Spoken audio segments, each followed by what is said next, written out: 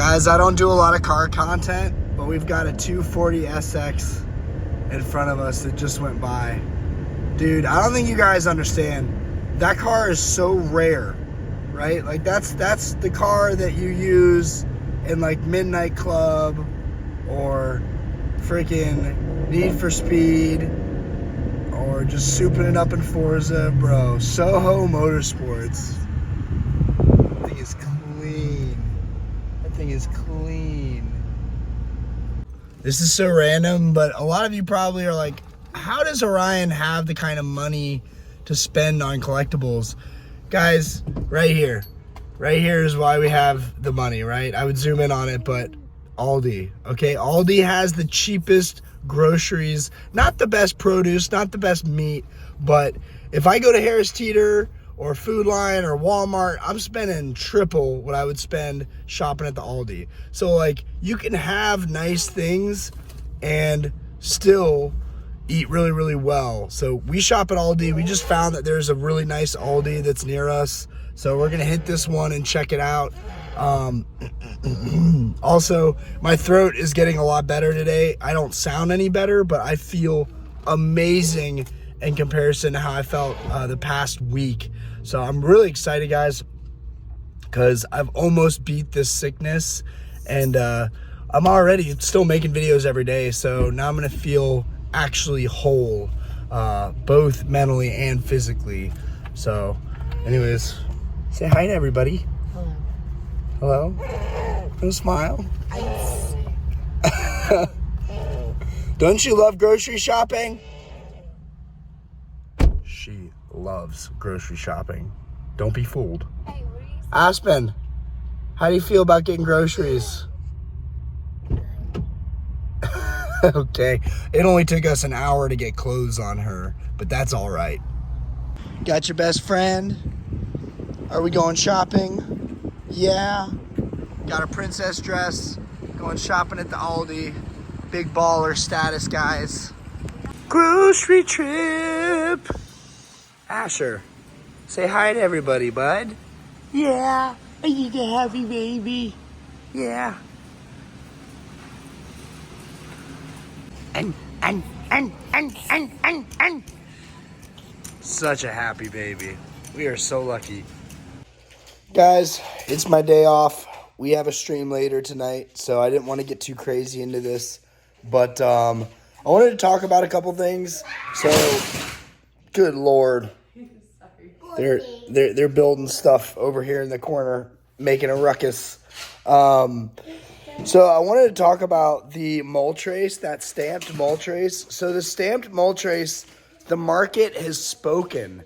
The stamped mole trace is now dumping in price. So now we know the market does not like it when you stamp their SIRs. So, noted.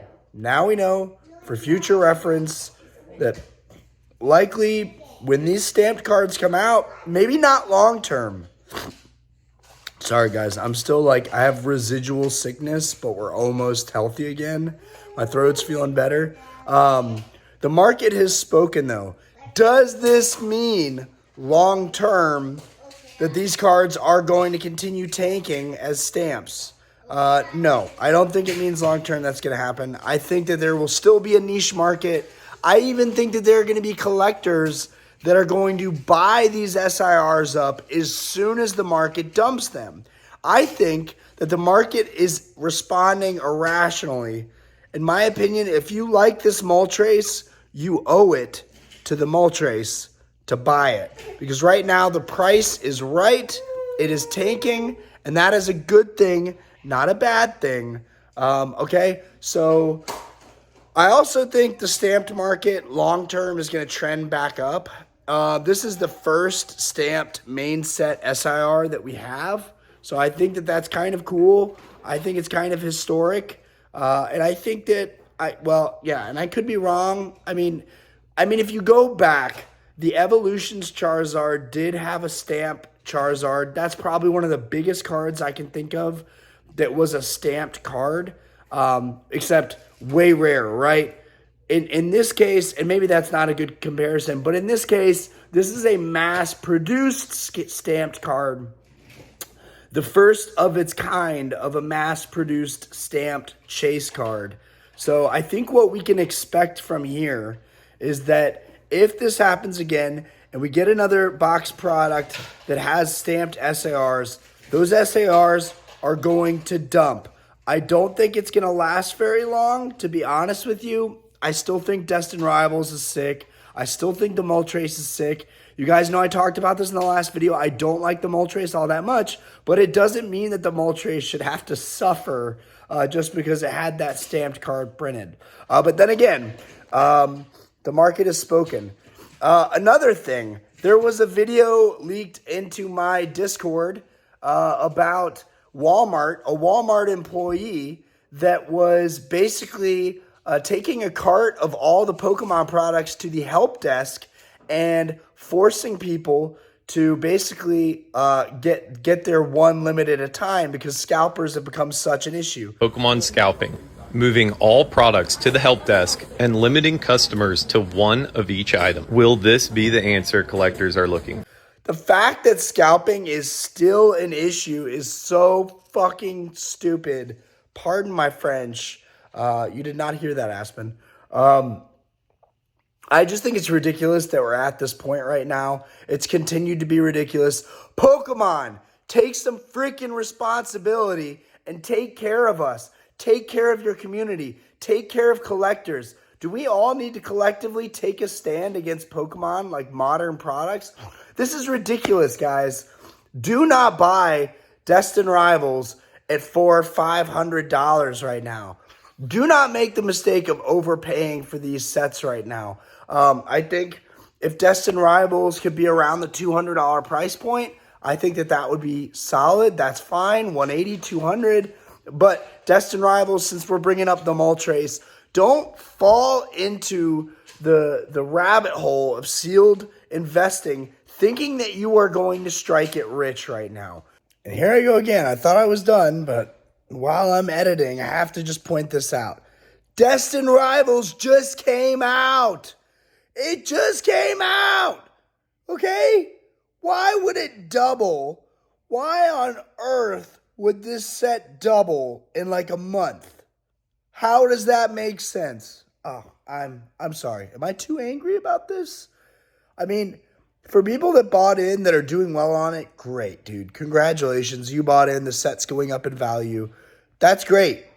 But the reality is I would like to buy one box. I would like to buy one box for a decent price. $340 for one box. My shops had them for like $220, and even then I was like, bro, what are we doing? What are we doing? $340? And I feel like this is the best I can get right now. Like, I honestly feel like if you want this box, this might even be the time to buy it. As much as I think that's a horrible idea, might not have any choice because Pokemon's just like, we're not going to make any more. We could easily make more, but we're not going to. This market is getting crazier, and I'm going to follow up with something even crazier. And focus on the cards that you want most, guys. Because one of my biggest regrets in the last couple of years as a Pokemon card collector is buying sealed product. And while I am selling it now to offset my larger spending costs for big cards that I'm purchasing, it doesn't change the fact that it's still one of my many regrets in this hobby. I would have been much better skipping the whole sealed product deal and going straight into buying the cards that I wanted. Not only that, I have such a good eye for cards that it's gotten to the point where I'm just like, dude, you could have just bought multiples of the same cards you love the most, and it would have fared much better than sealed product ever did. And I wouldn't have busted my back and my ass trying to move it to this house, which is another thing. Sealed takes up space. You know, it's a pain in the butt to ship, package, send. People will complain about stuff. I have a guy that I think may send a Brilliant Stars booster box back because it has like some perforation holes or something in it, which that's the other thing. Booster boxes are not perfect. Some might be flawless, but the thing is, like, a booster box's value should not be fully determined by the fact that the seal has a scratch on it, you know? So it's kind of ridiculous. I think sealed is kind of gimmicky. And the more I think about it, the more I should be telling people to avoid that, especially right now in this market. The clock is ticking for the cards that we want the most, and I highly recommend people focus on those cards. Lastly, this market is going to get even crazier because now we have people like the Shark Tank member, Kevin O'Leary, on the scene buying collectibles. Now, from what I understand, he just bought sports card collectibles. He has not gotten into the Pokemon card market yet. Or maybe he has gotten into the Pokemon card market. I don't know. But I suspect that more very affluent individuals will be getting into the collectibles market. And Pokemon is at risk of seriously exploding. So while sealed product might seem like it's a good place to be, I think even the big time investors are going to be looking at these single cards. They're going to be looking at the stuff that has the least supply, that will be treated more like an antiquity, right? You can't treat a booster box like an antiquity. It will take 20, 30 years for it to really be rare. You hear me, guys? They're printing more cards than they've ever printed. The last 3 years, they've printed pretty much half of all the Pokemon cards, right? Wrap your head around that, guys. Modern is not rare. It's not that it's not valuable, right? Despite rarity, there is demand. We look at the Bubble Mew. We look at Sword and Shield alt arts like the Giratina. These cards are extremely popular. There will always be a high demand. It doesn't necessarily need to be rare to have that high demand. But if we're making that argument, and people who watch my channel, you know, I'm always preaching about vintage. If you're watching my channel, this is it, guys. You know, sealed vintage booster boxes, that's a totally different argument, okay? I want to backtrack a little bit here.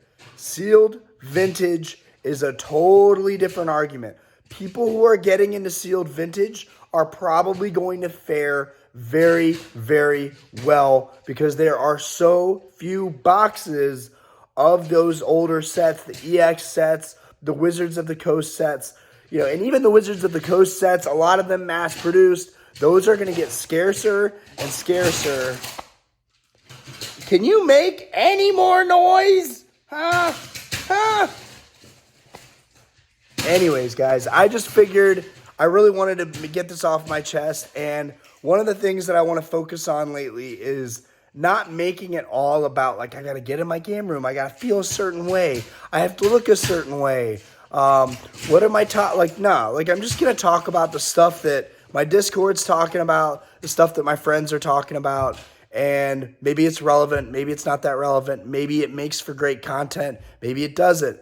But either way, I just thought I would talk about this stuff. But yeah, sealed booster boxes of vintage old era stuff. I think that stuff is going to rocket, seriously, just as much as some of the vintage cards. But still, same argument again about vintage cards. Graded PSA 10, PSA 9. And at this point, PSA 8 and PSA 7 is looking good for vintage. If you're looking at that as an alternative, that's great, right? There's no shame in that. I graded a bunch of cards recently. They came back 7s and 8s, and I'm keeping them because they're fucking dope, and I graded them myself. But another thing is I opened a lot of Pack Fresh cards, and they got 8s, right? They got 8s. They got 7s. So that being said, it tells you that even if you have an old era box, keep it as a sealed investment. Do not open it. I know we're supposed to open these things. Open modern stuff. Have fun with that stuff. You can always replace it. Don't do that with vintage stuff because you are unlikely to actually get gradable cards. A lot of those cards, PSA is pop controlling. I know people think that's conspiracy. I don't think it's conspiracy. I genuinely believe that PSA is pop controlling the mother-loving out of vintage. And I think it's very obvious. Do I think that my Skyridge Gengar, I just dropped a video yesterday, the $25,000 Skyridge Gengar that I bought, which, by the way, Z&G has just had an auction proving that others are willing to spend that kind of money. Someone just paid the $25,000 that I paid a week ago. So that is the set price. The card is moving on up, 19, 23, 25, bing, bang, boom. So it's the proof is there. The proof's in the pudding. But yeah, guys, collect the cards you love the most right now. This market's going to get crazier. I'm seriously concerned. It's so cooked. It's all so cooked. Anyways, just a short video, my shortest video in a while. I'm trying to think if there's anything else I forgot to mention. The McDonald's promos going bananas, that whole deal with people going crazy over those McDonald's promos. There was already a Black Label McDonald's promo. We have the most hype we have ever had in this hobby. You have vendors and sellers that are buying up that Chinese exclusive Pikachu Gengar, by the boatload. There's one guy that just posted like 20 copies of that card. Like, guys, if you're not on Instagram following the Pokemon community, like following like collectors, you're missing a huge piece of what's going on, because when you follow people, you really start to see what people are doing, what kind of plays they're making. And the trend that I see more and more and more is people buying duplicates and duplicates of the same card. One trend I see a lot is people believing in one card. And I actually really like this like investment strategy of buying a card that you love, so much so that like you don't even feel like you have to get rid of it, right? Like, it's a card you're comfortable to sit on because, one, you have multiple copies so you can sell them. But two, you really believe in the card, so it's easy for you to invest in it. For me, like a modern card, for example, was the Journey Together Salamence. I currently have 18 in PSA 10, and I have one listed, and I'm not selling it for the current market. I'm going to wait till the market gets a good bit higher. But that's kind of a strategy that I used. And no, I did not buy 18 PSA 10 Salamence. I graded all. Why is my hair in my face? I graded all of them myself, and I'm considering cracking a lot of the 9s to send them back. What? Crazy? You're crazy. I have no idea what you just said. Okay. Anyways, guys, it was a good video. I'll see you guys. Okay. All right. I'll see you guys for the stream later tonight. Peace. Okay, I'm actually not done. For some comic relief, this guy sent me that he tried to cross a Tag 10 Skyridge Gengar to PSA, and this is the response that they sent over to him. I just think that this is egregious. Oh my, Aspen, stop. I just think this is ridiculous, and I think it's hilarious that PSA just trolled him with the comment that I'm about to show you guys from just him trying to cross it over. And just goes to show, PSA does not take Tag 10s seriously. I'm out.